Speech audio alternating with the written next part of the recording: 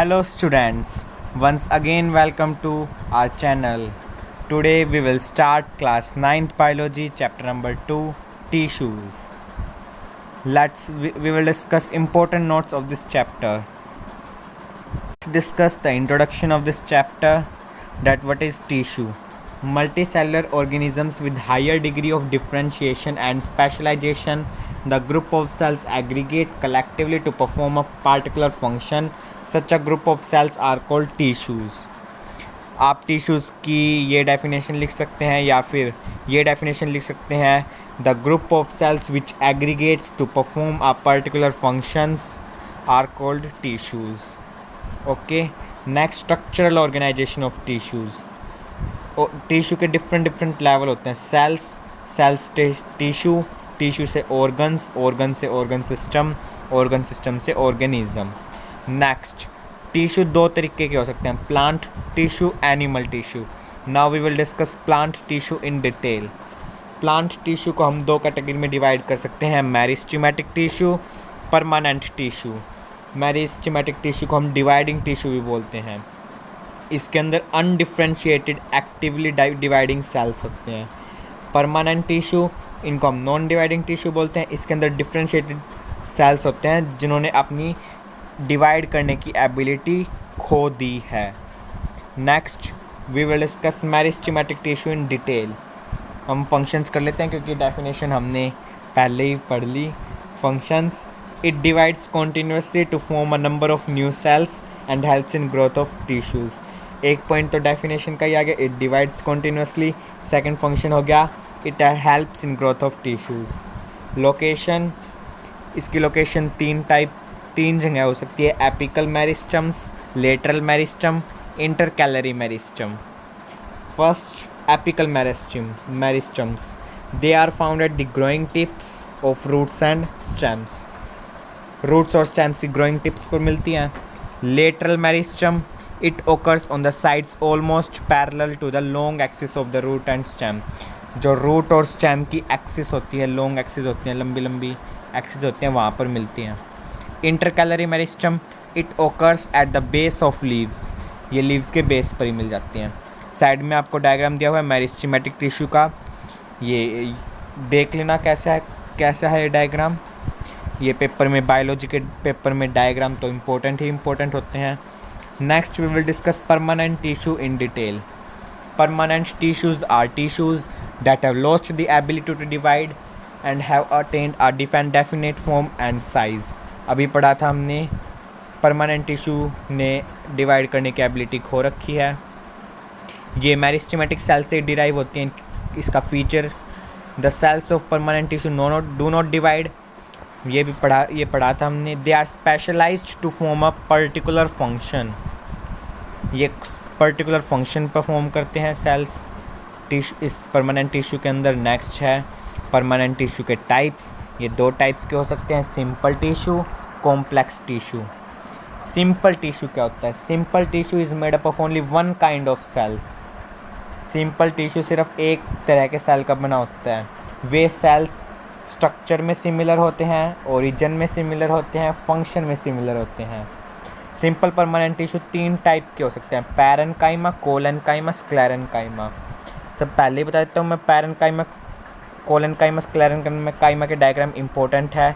Side में picture है, ये डायग्राम्स इनके बारे में आता है तो आपको डायग्राम बनाना कंपलसरी होता है. Okay, so now we will discuss functions of parenchyma. Parenchyma stores and assimilates food.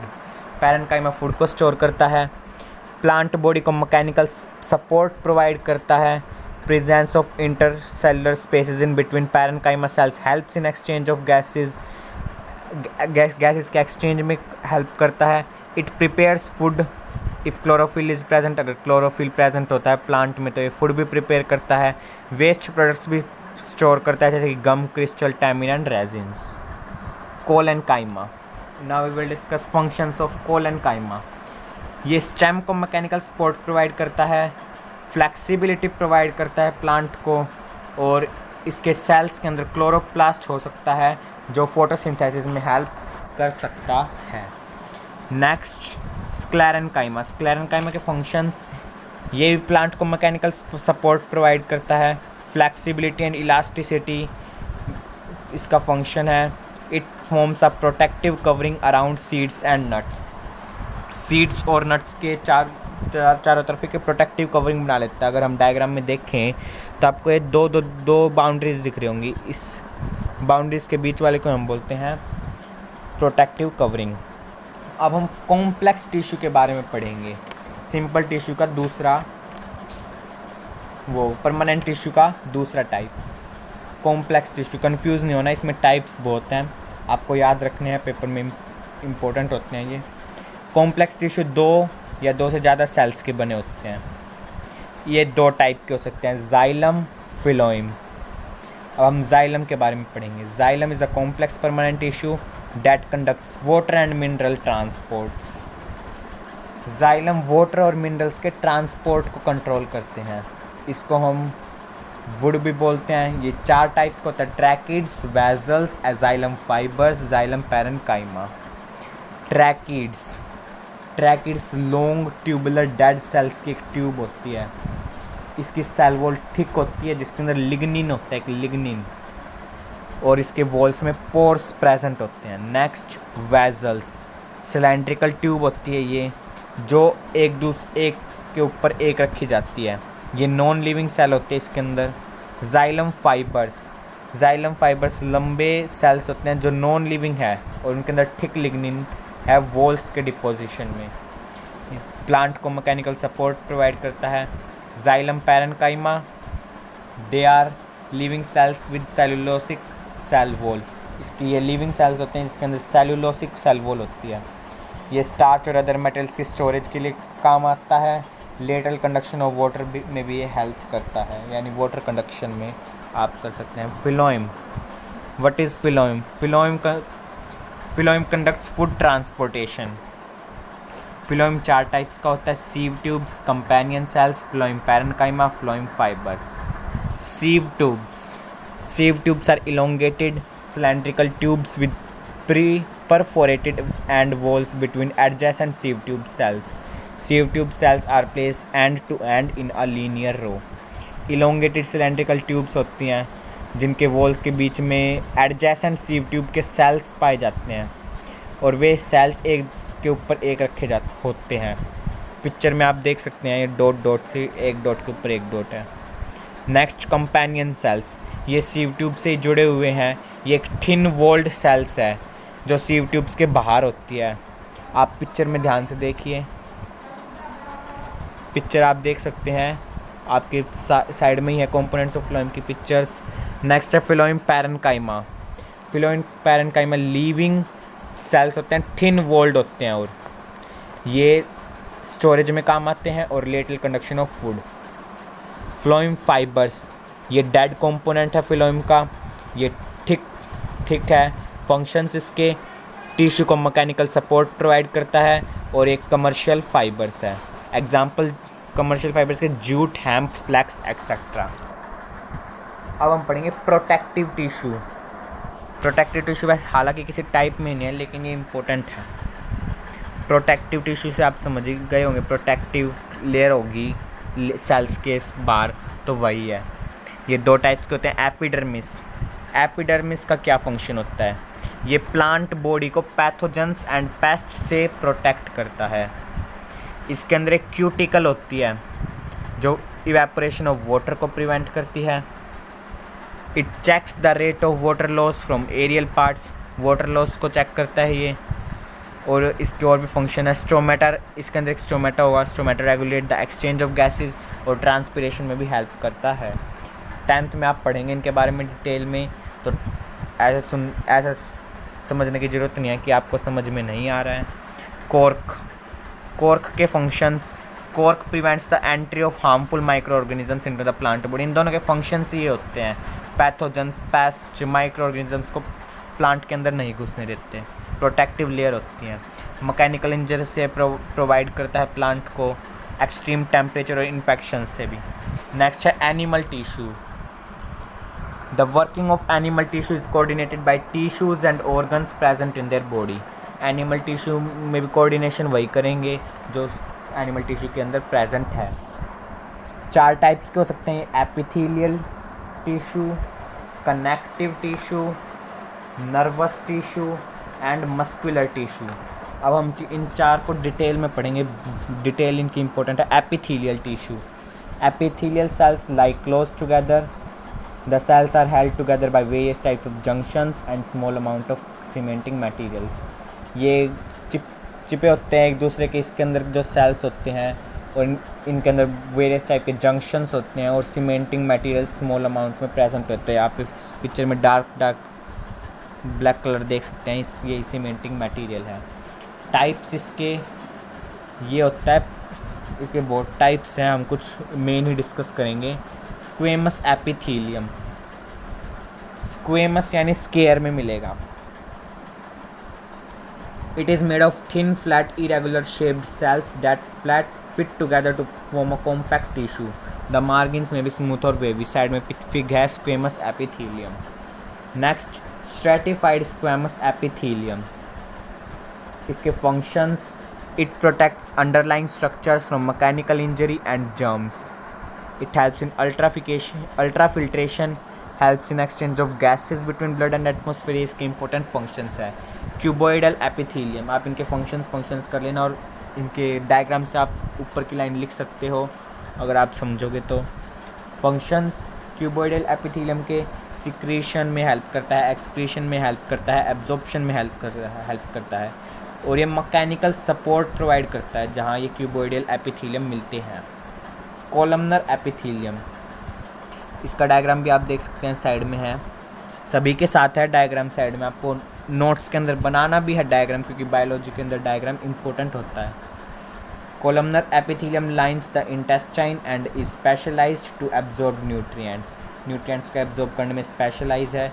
इसके अंदर एक गोबलेट सेल होता है जो म्यूकस प्रोवाइड करता है और ये अंडरलाइंग टिश्यू को प्रोटेक्शन प्रोवाइड करता है। नेक्स्ट है ciliated epithelium. The beating of cilia helps to keep the unwanted particles from entering into the lungs.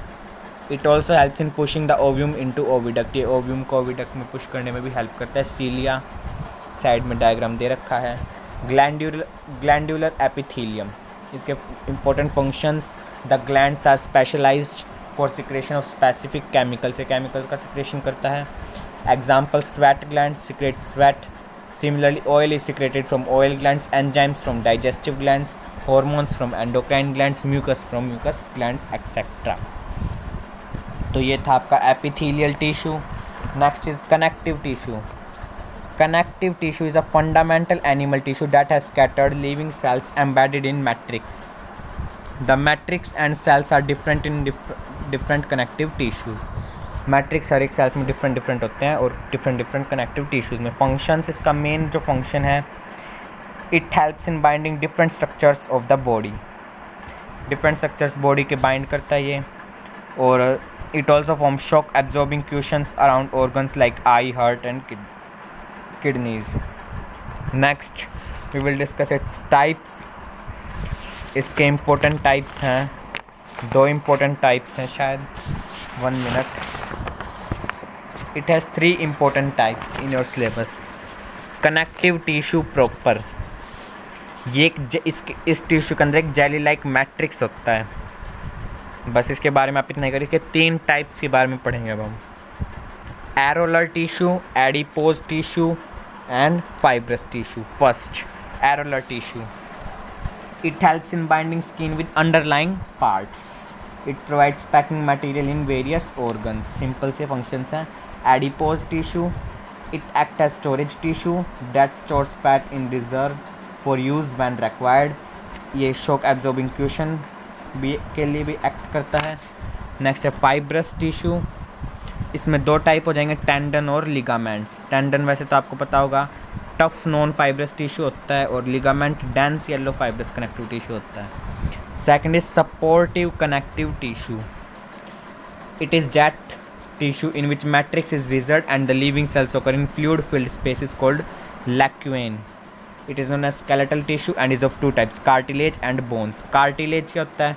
ये एक solid matrix होता है जो कॉन्ड्रीन, जिसके अंदर कॉन्ड्रीन पाया जाता है, कॉन्ड्रीन, CHONDRIN। इसको कॉन्ड्रोसाइट्स सिक्रेट करता है कॉन्ड्रिन को। इसका function, it provide support and flexibility to various parts of the body. Bone is a strong rigid and non flexible tissue. ये बोन हार्डेस्ट टिश्यू है बॉडी का। इसके अंदर भी सॉलिड मैट्रिक्स होता है जिसके अंदर फ्लूइड फिल्ड होता है। नेक्स्ट फंक्शंस बोन्स के, it forms the supportive framework of body, provide surface for attachment to many muscles, forms joints that take part in body movements and locomotions, a reservoir of calcium, phosphorus and other minerals। Simple से functions हैं। Fluid connective tissues, इसके अंदर blood और lymph आ जाता है। Blood के अंदर red blood cells, leucocytes, thrombocytes, यानी वही बात होगी, red blood cells, white blood cell, blood platelets, और फिर लिम्फ के फंक्शंस। इनके फंक्शंस आप पढ़ लेना डिटेल में, आप इनके बारे में 10th में और भी डिटेल में पढ़ेंगे, अच्छे से पढ़ेंगे।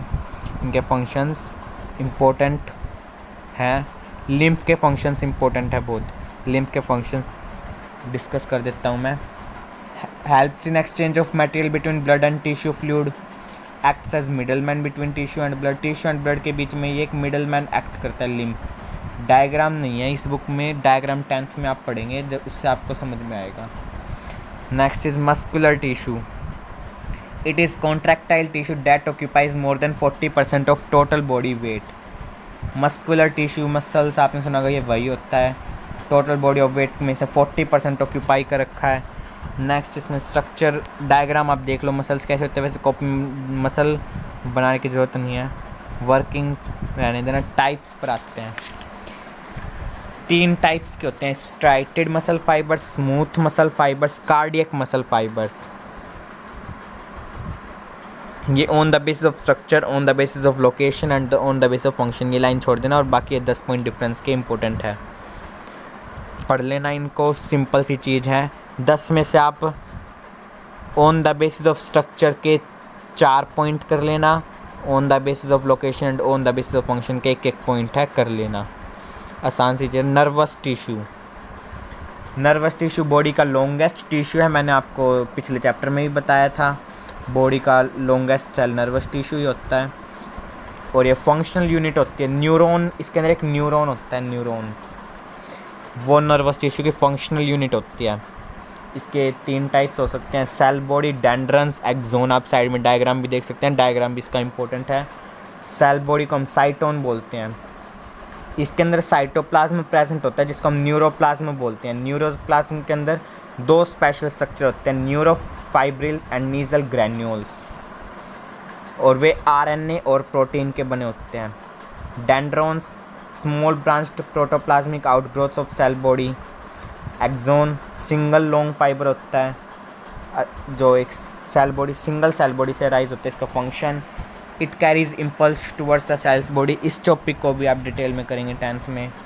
The transmission of impulse is usually carried out with the help of neurotransmitter. Neurotransmitter मैं बता देता हूँ आपको एक बार फिगर बड़ा करके। इसमें साइड में आपको एक टर्मिनल ब्रांचेस दिख रही होंगी। टर्मिनल ब्रांचेस की जो नोक है ना, यहाँ पर होता है न्यूरोट्रांसमीटर। डायग्राम को हम पूरा ही समझ लेते हैं। डेंड्राइट्स जो है स्ट्रक्चर बना हुआ है, ये पेड टाइप की, यहाँ होते हैं डेंड्राइट्स, और जो है बीच में दिखा रखा है ये होता है साइटोन। साइटोप्लाज्म प्रेजेंट होता है बीच में, ब्लैक न्यूक्लियस। न्यूरोलीमा, इतना डिटेल में जाने की ज़रूरत नहीं है। न्यूक्लियस यहाँ पे कोई इंपॉर्टेंट नहीं है। एक्सोन, ये इंपॉर्टेंट है, या एक्सोन होता है। उसके बाद इन नीचे वाले को हम बोलते हैं टर्मिनल ब्रांचेस, और इन नीचे नोक में ही होता है न्यूरोट्रांसमीटर। न्यूरोट्रांसमीटर इंपॉर्टेंट वर्ड है, अभी इसे आप याद रख लेंगे तो अच्छा रहेगा। नर्वस टिश्यू के functions, it picks and conducts message from one part of body to other. Body के एक पार्ट से दूसरे पार्ट तक मैसेज लेके जाता है। ये आपको इसमें सिंगल दिखा रखा है, बॉडी के अंदर ये अटैच्ड होते हैं, इसके नीचे एक और होता है, ऐसे ही पूरे बॉडी में ये घूमते हैं। They also receive all types of sensations like sight, sound, smell, pain, touch, etc. from the outside environment and send message to brain and spinal cord. ये brain spinal cord को ये सब मैसेज भेजते हैं, sight, sound, smell, pain, touch, etc. ये chapter में कुछ बहुत ऐसे टॉपिक्स थे जो आप 10th में डिटेल में पढ़ेंगे, लेकिन आपको 9th में भी इतना पढ़ना है जितना मैंने समझाया। So guys, thank you for watching this video. Next time we will bring more lectures for you. So bye.